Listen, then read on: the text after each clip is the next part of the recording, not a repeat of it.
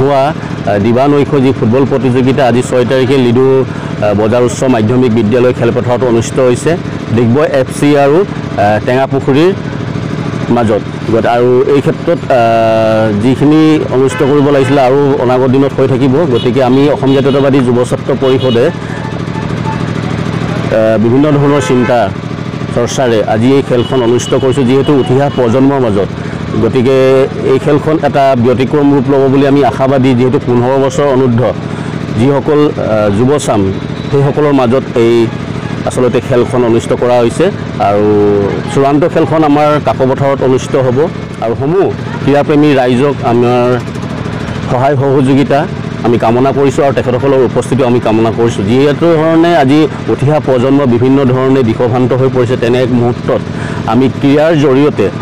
যাতে উঠি অহা প্ৰজন্মক আমি এক পথ মুকলি কৰি দিব পাৰোঁ তাৰ বাবে আজি এই খেলখন আমাৰ অনুষ্ঠিত কৰা হৈছে গতিকে আমি আশাবাদী এই খেলখন এক ব্যতিক্ৰমী ৰূপ ল'ব বুলি লিডু 3খন খেল অনুষ্ঠিত হ'ব অহাকালি আৰু আমাৰ 8 তাৰিখে লিডুত সমাপ্ত হ'ব আৰু ডিগবৈত আছে ডুমডুমাটো আজি কাকপথাৰত চলি আছে আৰু ডুমডুমাটো চলি আছে গতিকে কাকপথাৰত চূড়ান্ত খেলখন কাকপথাৰত হ'ব